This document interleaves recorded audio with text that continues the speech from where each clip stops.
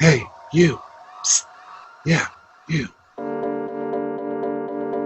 Follow me. Hey, psst. The rabbit hole. It's this way.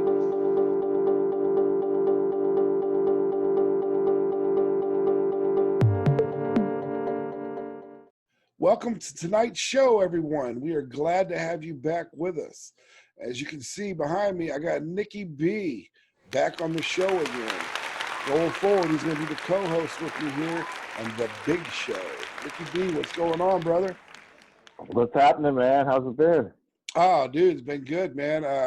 Last week when we were doing the selling your soul and clones episode, uh, you knew prior to that show, I was down and out, man. I was running 100 temperature.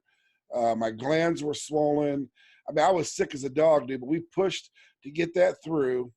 We worked our asses off to get it edited, both Nikki and I, getting this thing all set up.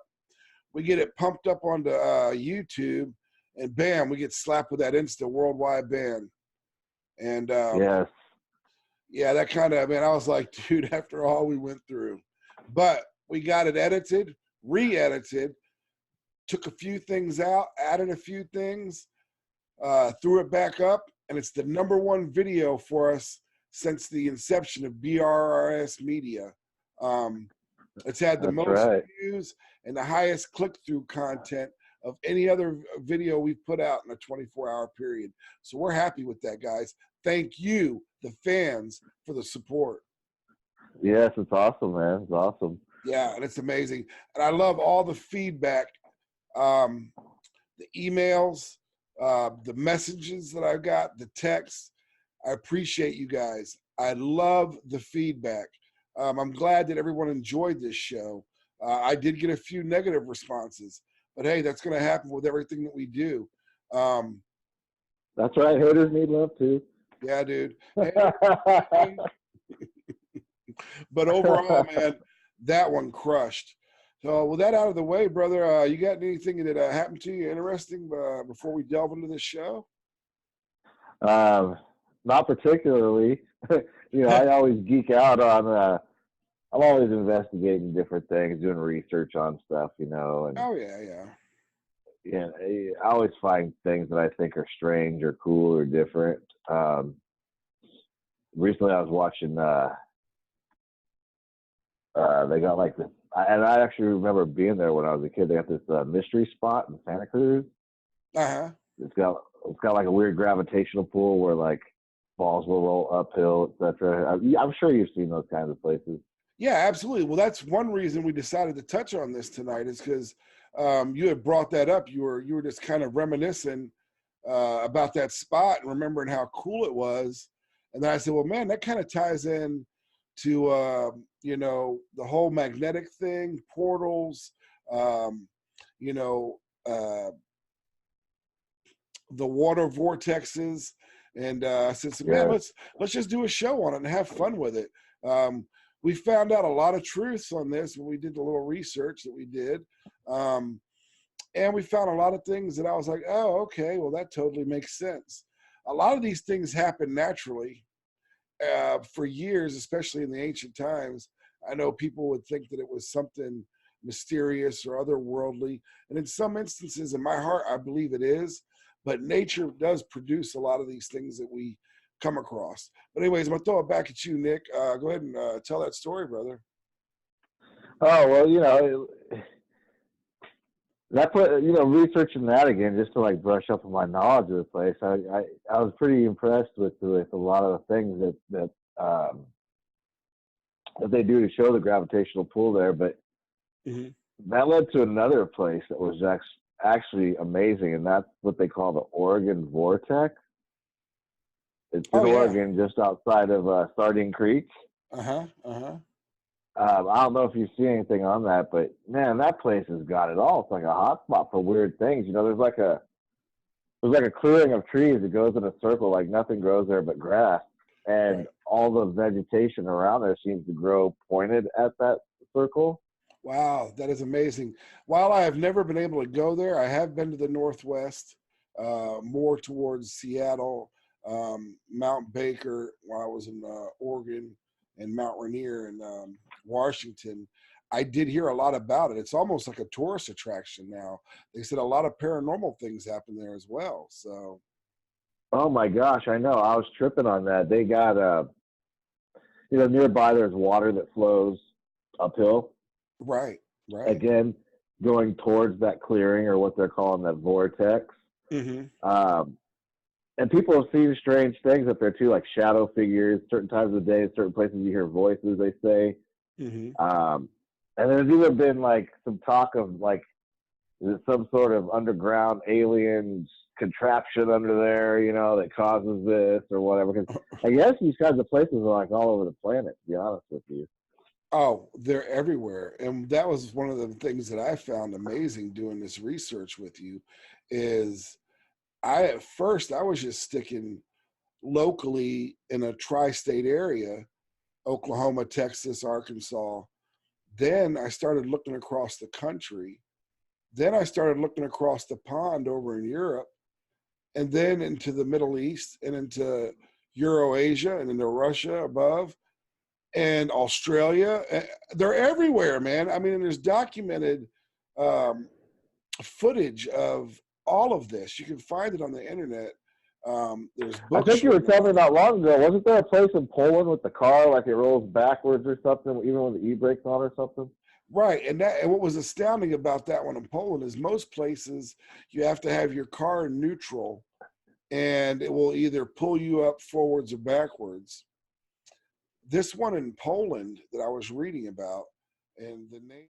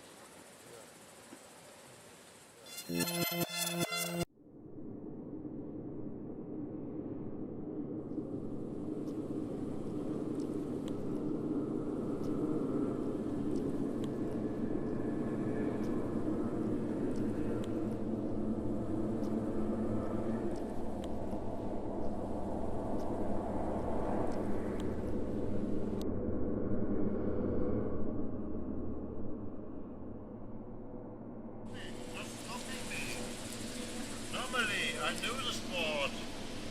Just stopping. You see, I'm stopping. Why? Das ist die Gravitation. Other direction. Just doing nothing. Unbelievable. Yeah. It's moving. It's moving. That direction. Stopping. Das ist die Gravitation. Other direction. Just doing nothing. Unbelievable. Yeah. It's moving. It's moving. That direction. Stopping.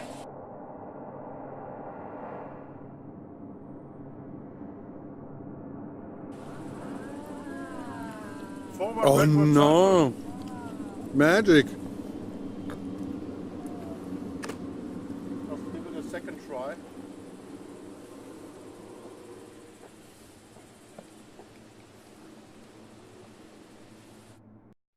There's a lot of different common names. Mostly gravity hills is what are given to these by people, or what they're referred to as gravity hills or magnetic hills, or mystery hills, mystery spots, gravity roads, anti-gravity roads.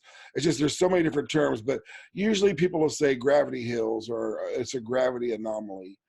But with that said, science are the people that want to throw you off the track of what it truly is, whether it's electromagnetic, whether it has anything to do with the way the poles are shifting or sitting, or gravity itself. I do not know. I'm not a scientist. I do know that they happen. I've witnessed it. I've researched it. But some of the most noted scientists and science people now that are speaking in public, and I won't refer to any names, they'll say that it's more of an optical illusion from the surrounding land, and that there's actually a slight downhill slope that looks uphill to you, and everything is just an optical illusion. You're actually just rolling downhill. Well, me personally, I think that screams BS all over it as far as a scientific explanation. Them saying that they're that giving that as their explanation, I'm not buying it. Yeah. I mean, like for instance, that Oregon Vortex, they've got Native American tribes, Indian tribes that swear not to go near there. Like they won't go through that circle. And when they're on horseback, the horses refuse to cross through that circle. Like they will abruptly stop and completely turn around. And wildlife stays out of that circle too. I don't know, man. I think there has to be something more to it. Yeah, I just found it. I mean, while I bought it, the science on it doesn't add up. They're like, well, the most important factor contributing to these illusions in the most complete way is the obstructed horizon. I'm like, okay, what does the horizon have to do with me judging if I'm being pulled forward or backward? Do you understand what I'm saying? Right. I mean, because what their claim is without a horizon, it becomes too difficult to judge the slope of a surface. Your mind will play tricks with you. Come on, man. We see what we see. We're not stupid. That has got to be the most absurd response that I've ever heard. I agree. But they'll stick to it. I mean, that's their that's their bread and butter when it comes to this. So what's crazy, bro, is I was going through the Tulsa area and I had a chance to stop real quick at what they call the center of the universe. Mm-hmm. And basically it's a circle at the end of a bridge. I guess the original bridge collapsed. They built this new bridge, like an overpass. And at one end, they got this circle. And if you stand in the center of this, it's like 2-foot diameter. Mm-hmm. Your voice echoes. When you step out of that circle, it stops echoing. Now, scientists say it's reverb that was created bouncing off the buildings and blah, blah, blah, blah, blah. And you know what? I'm not buying it. I'm not buying it at all. You know what I mean? Yeah, no, I'm totally with you, brother. The nearest big buildings are like pretty far away by a few blocks, and for your voice to travel that far and echo back over all the other outside noise, the natural, the traffic, and so I don't buy it. I don't buy it. Mm-hmm. I don't think it's actually the center of the universe, but there's definitely something going on there. If you get a chance to check it out, it's pretty cool. I mean, it's just a quick pull-in 5-minute deal downtown Tulsa. I think it's right in front of like the sheriff's department or something. But okay, it's a cool thing, needless to say, to check out. If you're zipping through there, take 5 minutes out of your day to see it. Right. I did it, and I was amazed, man. I got in and out of the circle about a half dozen times, checking it out, and it was weird. It was definitely strange. You don't feel any kind of pressure or anything like that on you. There's no forces bouncing against it that you feel, but something's going on there. Right. And I'm glad that you brought it back to Oklahoma for a moment. Folks, there are 2 other places here in Oklahoma that you could check out for yourself that deal with gravity hills. One's in Bartlesville, and it's on Gap Road. I don't know the exact location, but I'm sure if you look up gravity hills in Oklahoma, Bartlesville, and then Gap Road, you can get directions. And Nikki and I will be heading out to that one, and we're also going to do one. There's out in it's in Springer near Ardmore, and it's called Pit Road. So we're going to do these both, and we're going to actually do a live feed and a live update when we go out to these. Tonight we're just kind of laying this for this show. We're just laying the groundwork for we're going to probably have 2 or 3 episodes on this. This is the first one. They won't be consecutive. But like I said, tonight, Nikki and I decided we kind of wanted to just lay the groundwork, the foundations of each of the 3 or 4 topics that we're going to actually delve deep into.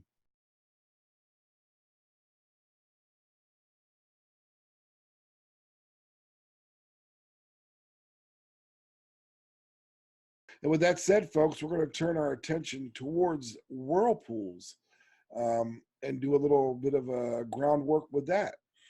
A whirlpool is actually a body of rotating water.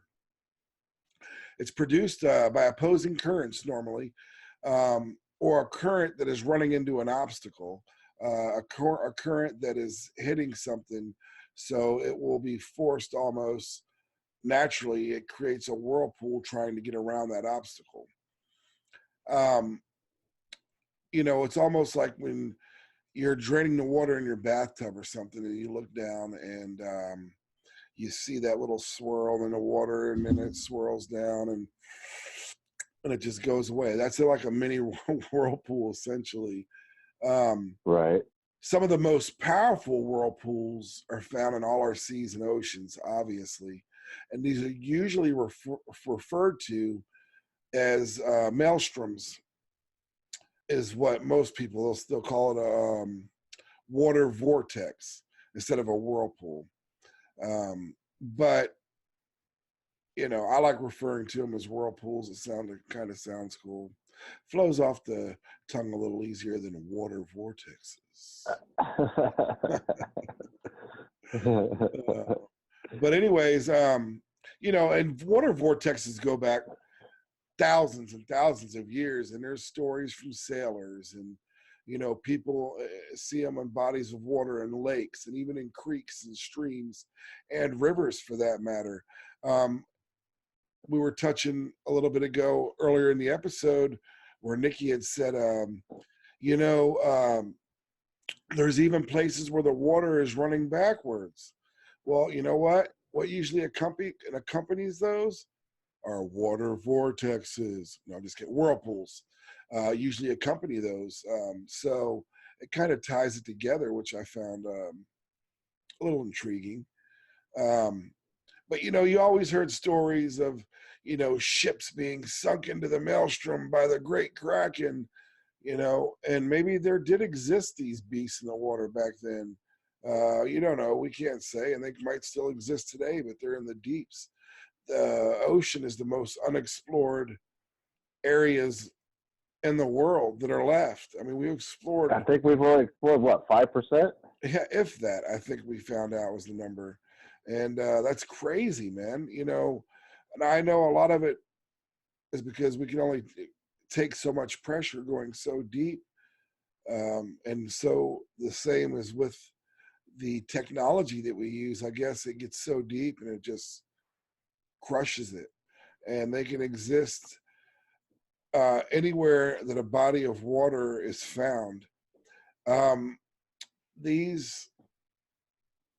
There's an important reason for them, obviously, in nature.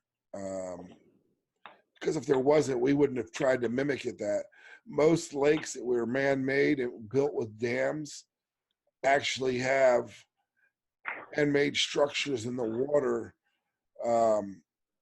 that will form a vortex and drain the water down back into the river or wherever they were getting the water from, and it helps to lower the water at an even, controlled pace.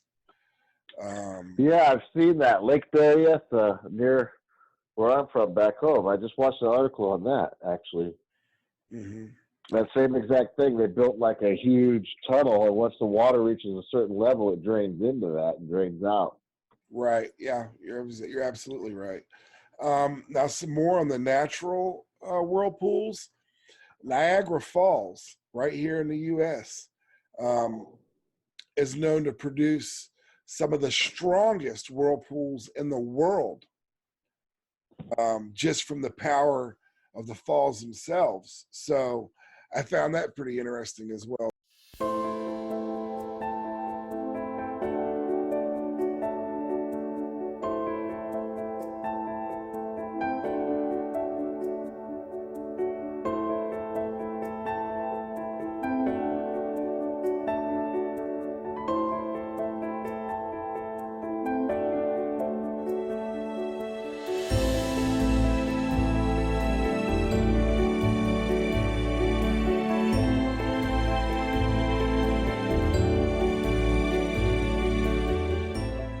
you know, you can do research and check that out.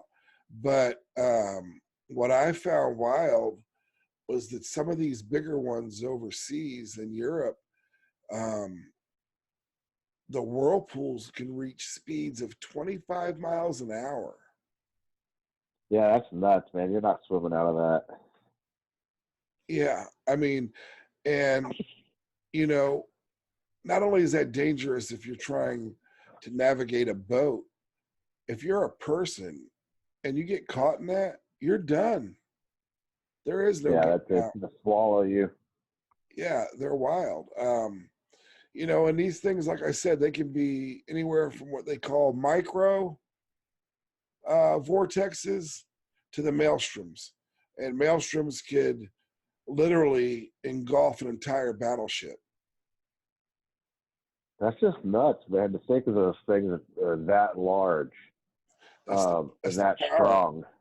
That's That is power. I mean, that's the power of nature, man. It's amazing. I know that maelstroms were written about a lot, and so when we think about them modern day, you think of Edgar Allan Poe, and other writers that would use maelstroms in their stories. Um, they kind of made them more fictitious than what they really are because they exist and they can swallow ships and they can be formed naturally.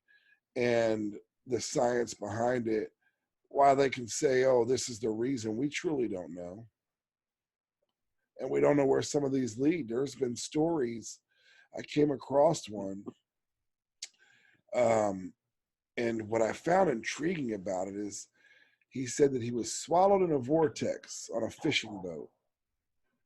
And when he came through, he was in the water still, but he could breathe. And what I instantly got goosebumps when I read that because it reminded me of a former guest that we had on with Vanessa Hogel, great friend of mine, the author and paranormal empath.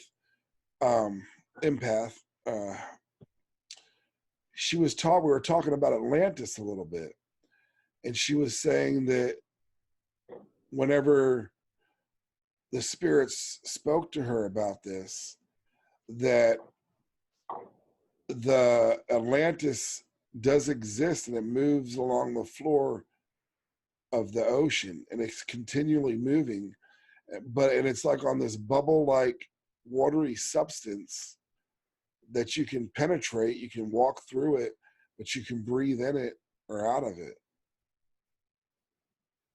And like if you were in water and you were to penetrate it and you go through it, it's like you're dry. I've never heard that. That's interesting. Yeah, and so that's the story that I was reading from this fisherman that was on his boat.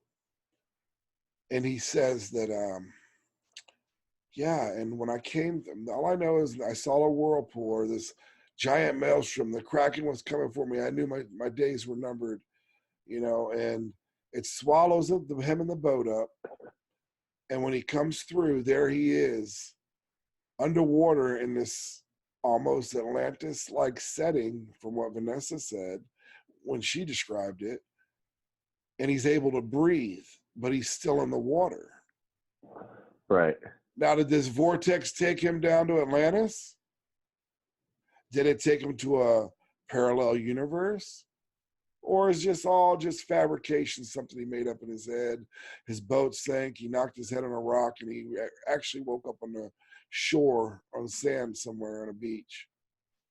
Maybe he had some of that Maui Wowie. I don't know, man. Man. Yeah.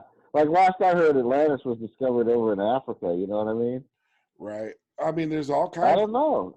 There's all kinds of stories, bro. I mean, you know, some people say they found Atlantis. Some people say it should be here. It should be there. It's off the coast of Antarctica, underground. And then I love Vanessa's side, and those are theories. Is that It's a Sure. moving city underwater, and it's so deep. That's why it's not discovered. And you know, who's to say? But that's for another day. I just thought it was cool to kind of parallel the two stories because Now, where did he say this happened? Like where on the globe? off the coast of Greenland. Oh wow, okay. I was thinking maybe he was in the Bermuda Triangle or near there, but that's nowhere near there. No, and tons of maelstroms are tied to the Bermuda Triangle, as well as portals or gates to somewhere else where people, and it's documented, planes, boats, ships, documenting lost time. Yeah, I was just gonna say, didn't Amelia Earhart write about that or something too? Absolutely, she did. Yeah. Yeah, what a trip, man. Yeah. So, you know, and I'm not trying to take it off into that angle because even though that's what we do is we jump down the rabbit hole and we go through all these tunnels, we're kind of just trying to lay that groundwork for you tonight so everybody kind of feels that they have an understanding of what we will be discussing on the upcoming episodes. Yeah, that's awesome.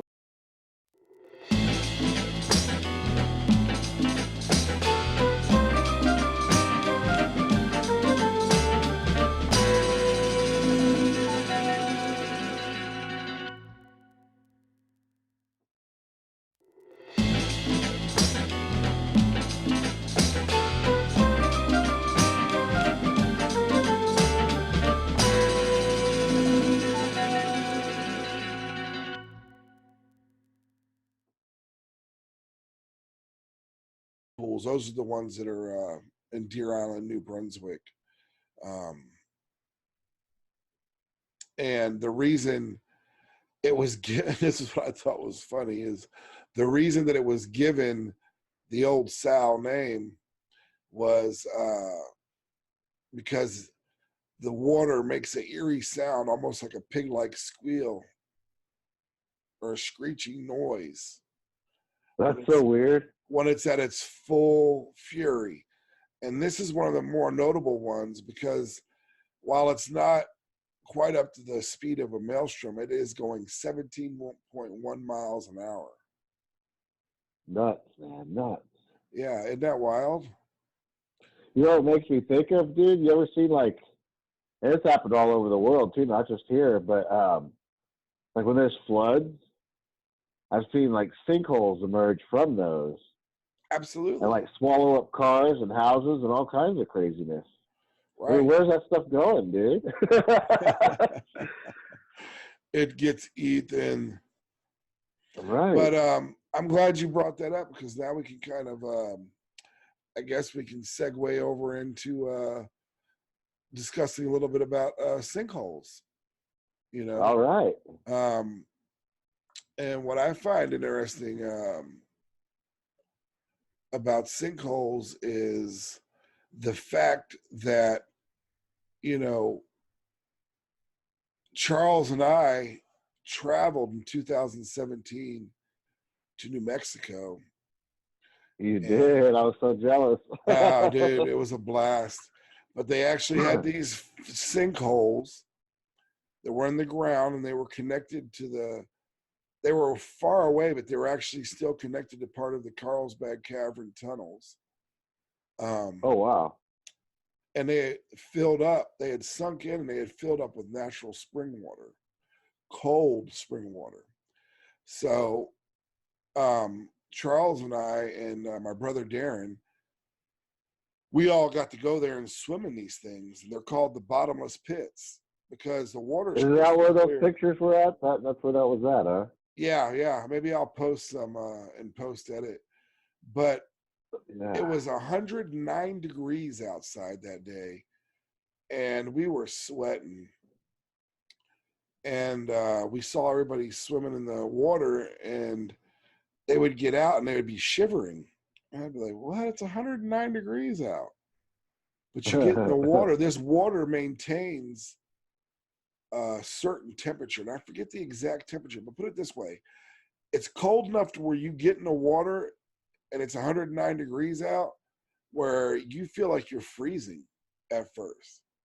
I mean, Wow. it is cold, but it's so refreshing, and it's crystal clear. You can see the fish swimming by you and coming up and nibbling on your legs and toes, and that's definitely one. If somebody has to pee, don't do it around you because you'll see it.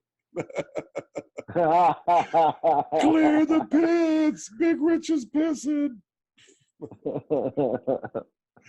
But yeah, we had a blast. Warm, it's hot.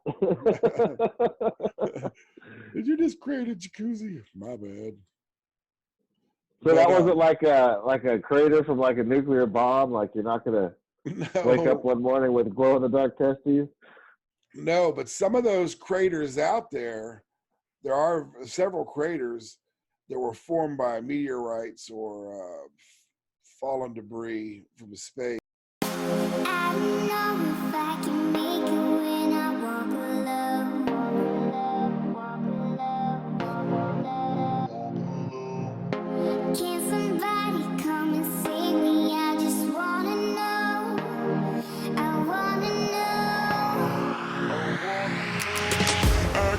Through the fire, I could conquer the night. If I can make it, if I try to draw the red light, I could run through the fire.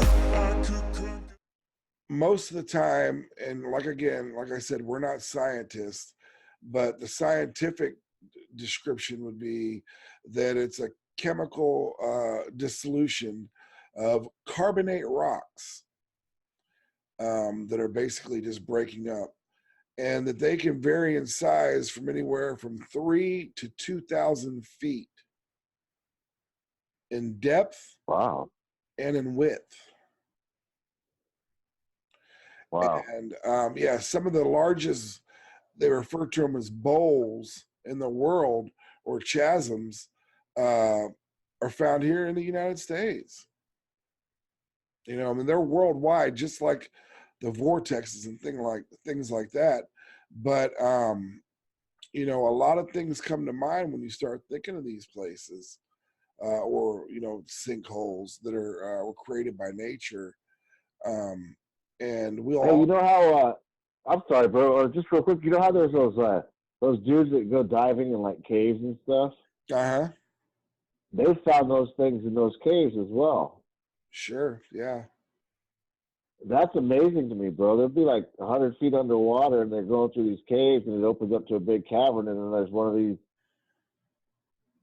whirlpools or vortex, whatever, in the middle of the cave, dude, which is just weird. Like, it's so out of place. I guess if you want to say that they have a place, but it's just so strange, man. Yeah. There's like underground rivers and stuff in the ocean, you know? Right. Yeah. Yeah.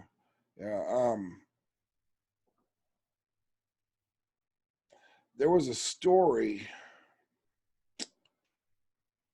and I forget where it was at, but more than 3 acres of forest just suddenly disappeared into what they called the December Giant sinkhole. Do you remember that? No, that sounds crazy, though. Yeah, I will also try and get a picture of that edited in for the folks, or a link to that. That was an interesting story. But there's things like this all across the world. And even in some places where we have the water vortexes, we will find that there is a sinkhole in the bed of that river where those are at when it comes to rivers, streams, creeks, or lakes.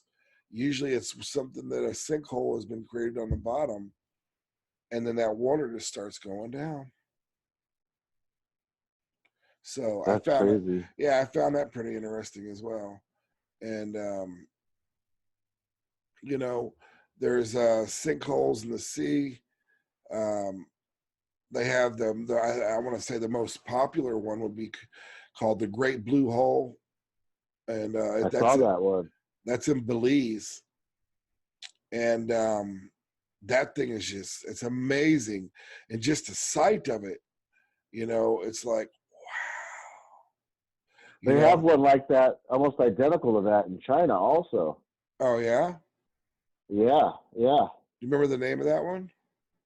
I don't. Let me see. Let me think here for a second.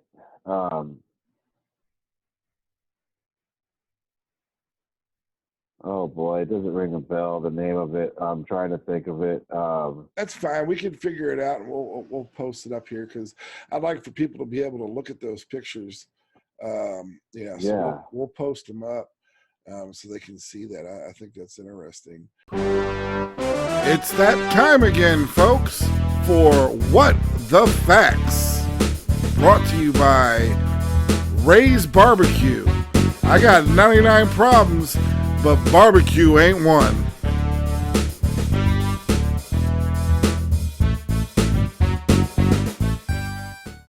Welcome to this week's episode of What the Facts. I'm going to bring you a little bit closer to some of the world's rich, famous, powerful men. That's right, we're going to talk Bohemian Grove. Often thought a thing of fairy tales, fantasy, or crazy kook conspiracy theorists, Bohemian Grove was busted wide open when Alex Jones snuck in and actually got video footage over several days during this 2-week fiesta that they have. Rich, what is Bohemian Grove? Let me tell you. Each July, some of the most wealthiest and most powerful men in the world gather at a campground in California for 2 weeks. And over these 2 weeks, you better believe there's a lot of heavy drinking, sexing, super secret talking, and strange rituals going on. Sometimes people used to talk about these rituals and say that they were sacrificial rituals to an owl god that they worship that's actually carved out at the Bohemian Grove. I don't know. I've never been. I'm not that rich, and I'm really not that powerful. But, alas, that is what Bohemian Grove entails. A bunch of rich guys going around for 2 weeks, having playboy lifestyles, getting drunk, talking about what they're going to do next. I don't know, further the world's betterment for the people, or line their pockets and make their bank accounts larger. Who knows? Only they do. Well, Alex Jones did get us some footage. You really can't hear much of any of the audio. And if you'd like to check that video out, it's around. Do a Google search for Alex Jones Bohemian Grove. He did a documentary on it. This was in his young days when he actually had hair and he didn't yell at the camera. Former noted people that have been to Bohemian Grove and participated, any of the ex-presidents, including Bush, Nixon, Reagan. I don't know if Obama's went because he's just recently an ex, but I'm sure Trump's been there. He's a powerful man. Usually the participants that show up are prominent business leaders, former U.S. presidents, musicians, entertainers, and oil barons from across the world. Now, one rule there is no business deals are to be conducted. That's right. The participants are not supposed to or allowed to conduct any type of business deals there. But there was one exception, 1942, for the Manhattan Project. That's right. What did the Manhattan Project lead to? Creation of the atom bomb. So anyways, we won't get into that because that's a whole nother What the Facts. I hope you enjoyed this as much as they enjoy Bohemian Grove every year. I know I enjoy putting the info out there. And until next time, guys, conspiracy proven. You don't know, now you know. Yeah, actually, I just pulled it up, bro. The one that Blue Hole, I'm talking about China, it's actually it's in the South China Sea. And as of January 21st of this year, it's officially the world's deepest blue hole. Oh, wow. Okay. Does it have how deep it is, or? It's called Xingsha Islands in Sancha City, South China, in the Hainan province. And let's see here. The entrance is 36 meters at the bottom, and it's connected with the ocean. It's said to be the deepest blue hole. As far as the depth, they're saying 202 meters. So 202 meters, that would be roughly a little over 200 feet, maybe. Yeah, I'm not great with the metric system. I believe so. So 200 foot and 100 foot. Oh, no. If you're saying 200, I'm sorry. That'd be more like 800, over 800 feet. Yeah, I was just trying to do the math, but you beat me to it. Yeah, 202 meters. So yeah, it's close to 800, over 800 feet. Yeah, and then that's the depth. That's deep, man. Yeah. I'm blown away just now. I guess. Yeah, 202 meters in Wow. depth. Okay. And it's Interesting. 130 meters in diameter. Right. Huh. Interesting. Crazy. Well, folks, we'll be talking about the sinkholes both on land and in water and how they're tied to the previous two things that we touched on with water vortexes, maelstroms, and then as well the gravity anomalies, because at the end of the day, they're all tied together.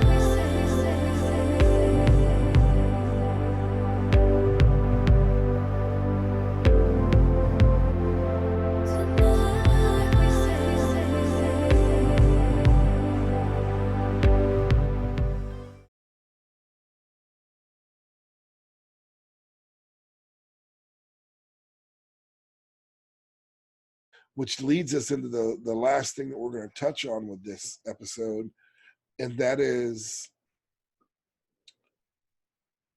gateways or doors, portals. Now, this goes back, and we're not going to go super deep on you here because, like I said, we're saving it for the other episodes. But basically, portals are the concept of a portal or a gateway. I guess the easiest way to explain it would be like what we consider a wormhole nowadays. Right. You know how a wormhole would work. You know, you go in one end and you come out the other. You know, the word portal itself, you know, it generally refers to a technological or magical doorway when people use the word portal that would connect two distant locations separated by space-time. And it has to consist of two or more gateways, with you entering or the object entering one gateway and then instantaneously arriving at the other. You know, people have said that parallel worlds can be reached like this. Right. Other dimensions. And I know we were touching on this a little with the vortexes, that it's almost like a teleportation that was used to get from one part of the world to the other in the ancient times. Because historically, with ancient history, the Mayans talk about these gateways. The Aztecs talk about these gateways. The native Indians here in the Americas talk about it, both South, Central, and Northern America. It's talked about over in Europe and Ireland and England, and I'm sure every other country over there. It's in the Asian culture as well. So where have these wormholes gone? We see remnants of gateways and doorways with the same symbols, but yet it's different cultures using the same symbol under certain doorways that lead to nowhere. You see? That's funny that you bring that up, bro, because I kept stumbling upon these articles on YouTube and stuff that were standing out to me. Have you ever seen the stuff people are finding and all over the world, not just in our backyard, but there's these staircases in the middle of nowhere. They found them in the forest, they found them in the jungles, they found them everywhere. And they're staircases that lead to nothing. There's nothing else built around there. If it was to an old house or something, there's no remnants of any of this. They're just staircases. Mm-hmm. Have you seen those? Yeah, I've seen ones in the jungle, South America, Central America. Some I want to say that I saw were from, was it Morocco and Australia as well? But these were all stone stairs that were built and they lead up and then there's nothing there. Yeah, it's almost like they were leading to something and there's other structures around them. But these stairs just go up or they'll go down and they'll stop and end. And then sometimes they'll go up and there was a platform and then there was on the platform, there's diagrams or, symbols. So were these portals? So strange, man. Yeah, so yeah, strange. yeah. It makes you go, And another thing that we're going to touch on with the portals with this is the whole thing about CERN. CERN is only one. Now get this. This is what's crazy. When a lot of times you'll say CERN, people are like, "What is CERN?" It's CERN. They house the world's largest large hadron colliders. And what these things do is they move particles at the speed of light, and then they basically explode them into each other. They collide, hence the name colliders. Right. And they're trying to create black holes with these. That's one of the main, supposedly what they said. Now, let me ask you a question, man. If they're doing that, and they just, the first time they did it was in 2012. I'm saying the first time, I'm talking about CERN in Sweden. Because there's 30,000 of these worldwide. These hadron colliders, what they call them LHCs. 30,000 of them worldwide. And usually we have them right here in the US too, brother. There's one at the, I want to say at the University of California. There's one at USC. Oh, wow. Yeah. And you look it up, folks. It's there. I want to say even UCLA has one as well. Now, they're not to the size of the one that is in Sweden. That's by far the largest. And I want to say that it's 5 miles in circumference. And they run these things at the speed of light, colliding them. And the first time they did theirs, it seems like since when they first did it, things haven't been the same since then. That's when all these eyes started opening up. if you really go back and think about it. But that's for another show as well. Right. And what I found very interesting, and I don't subscribe to his thinking or his thought when he was alive, was Stephen Hawking said that particle accelerators were the closest thing that we had to time machines. Okay. Right. It was in an article. I want to say it was 2009 or 10. But Stephen Hawking wrote an article for a UK paper, the Daily Mail, how it might be possible to travel through time, that we just need a particle accelerator large enough to accelerate the human the way we accelerate the particles without us breaking down. That's some Star Trek stuff right there, Mr. Hawking. I mean, that is so Kevin. Pandora's box has been the seal is broken, Right. folks. Run for the doors. All right. But what I found even more eerie is that a person accelerator like that with the capabilities of an LHC would move its passengers at a close to speed of light, okay? And it would move them from one point in time to the other. And, you know, okay, that kind of blows a lot of things out of the water, like the theory of relativity. Right. You know, and it was saying that if we were to do this, and it is possible, he was saying, to do it, one of the major drawbacks would be is that we would be accelerated so fast, which would feel like only a few days to the person being accelerated. By the time they stepped off on the other side on the LHC ride, that they would be younger. Their children would be older than they were by that time, or even dead. Right.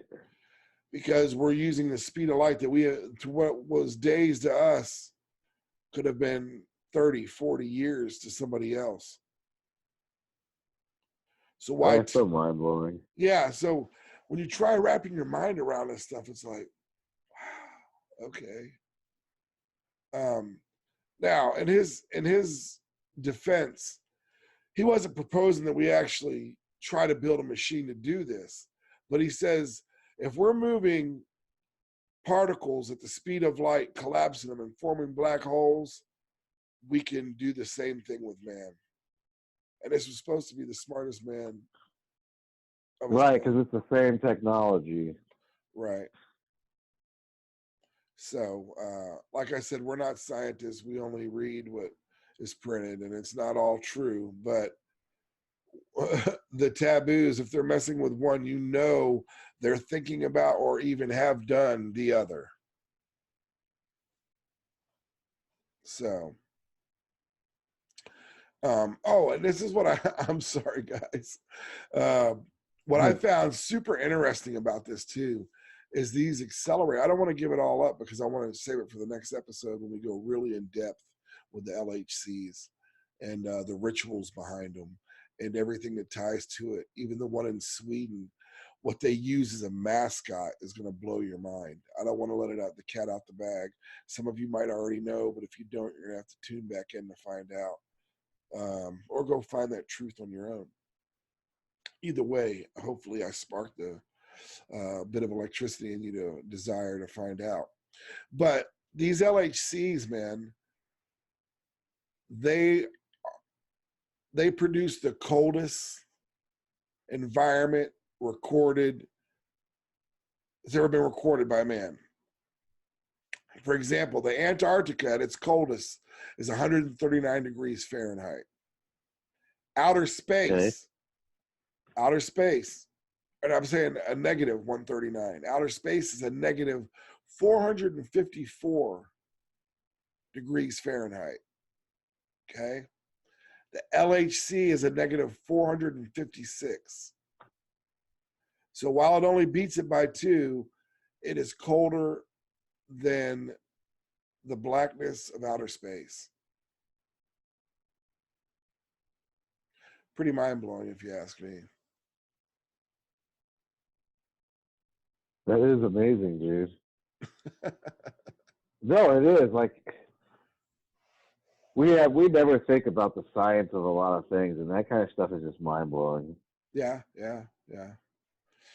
And, while we did say that the one in Sweden was the largest at 5 miles, there is one here in the United States, and it is dubbed the world's smallest or shortest LHC at 5 inches. Wow. I don't want a short LHC, man. But folks, I hope you guys enjoyed what we teased you with tonight. The big show is coming on in full effect. We're doing a lot of pre-recording with that. We didn't want to not put out a big show for this week, so we wanted to touch on these things because these are all, it's going to be like another 3-part series on all that we touched on tonight. But we will with each one, we will go in depth in that specific area and dig deep into it and give you all the information that you would desire to know about that. And, with that said, we appreciate everything that you guys do for us. Keep the comments coming. Keep passing the word.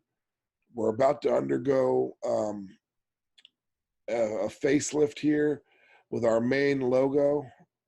We'll be going to BRRS-MEDIA, and housed under that will be all of our shows. We will be moving some things that we're doing over to LBRY, which is also called Library, and that's another video platform. So we want to have a backup place besides just our computers and YouTube. Now we're going to have the library as well. Continue to follow us on Facebook and Twitter. We're on Instagram as well. Not as active as I want to be there. We're getting our Patreon account set up for our super duper hype fans that want to be a part of it and help us continue. And we got a lot of good things lined up here locally in Oklahoma. We're going to be doing that story in Shawnee on the hospital that Nick had brought up in the Tupac part 1. We will be taking a road trip down Route 66 for Dirty Businesses episode. Yeah. Oh yeah, baby. That's going to be fun. I'm looking forward to that one. That's going to be a great dirty business. And guys, we're bringing on my uncle. He reached out to Nikki and I, and we went and had lunch with him. His name's Uncle Cletus. Everybody has Uncle Cletus in their family. Well, Uncle Cletus fell in love with our What the Facts, and we will be having a What the Facts before we go tonight. All right. But Uncle Cletus said we need to do more with What the Facts. It needs to be more than just a part that's in the big show. It needs to have its own platform. I'm like, well, where are you going with this, man? He's like, we're going to do Uncle Cletus's top 5 What the Facts. I like it. And at first I'm like, well, okay, what are you going to talk about? He's like, anything and everything, top 5s. And it's going to be all facts. I'm like, well, give me an example on something. He's like, well, man, it could be anything, and he started rambling on as he does. And I'm like, dude, I love the idea. Go home and record something and send it to Nikki and I so we can look at it. Okay. And he did. And Nikki and I listened to it, right? And we were just Yeah, but I just have one question. Was he drunk when he recorded that? With Uncle Cletus, was he sipping the shine? Well, that's what I was gonna say. He was drunk on shine, or he was just making him some old style when I was locked up in the pin style juice. Right. But yeah, it was funny as all get out. We love it.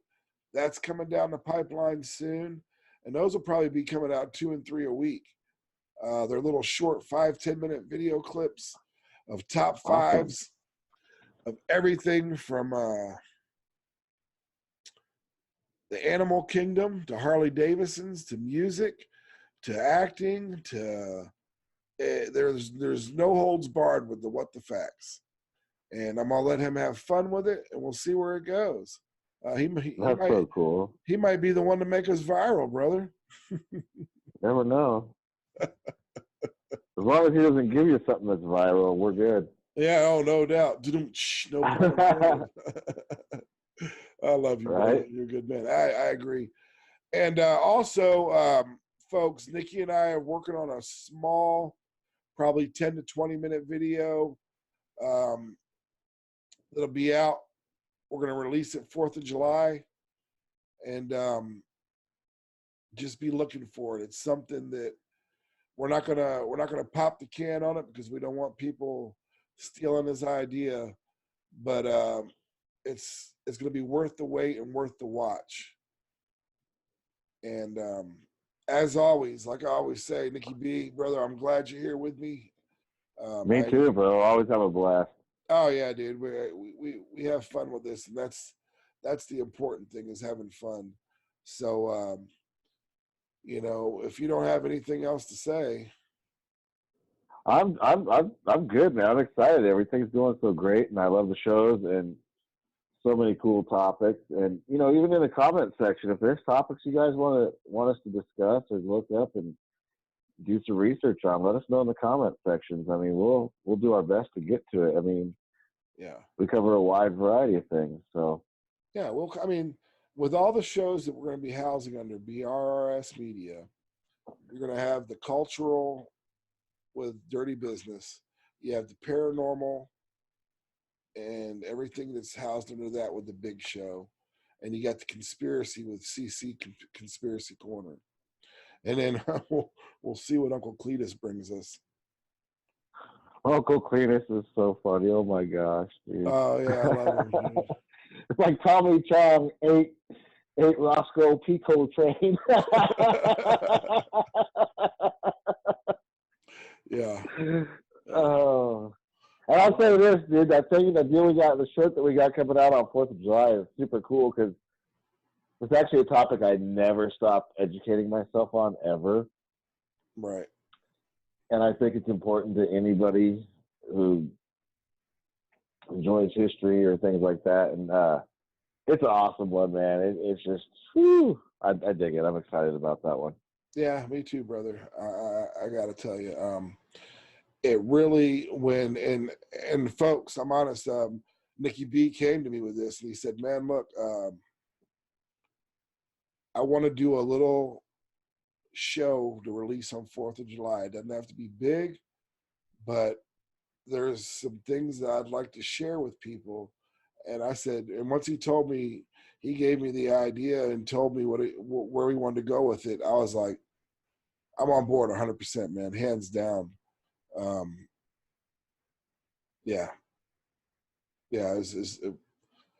It just, if you're a patriot and you love your country and you love your family and you bleed the red, white, and blue, you're not going to want to miss this one.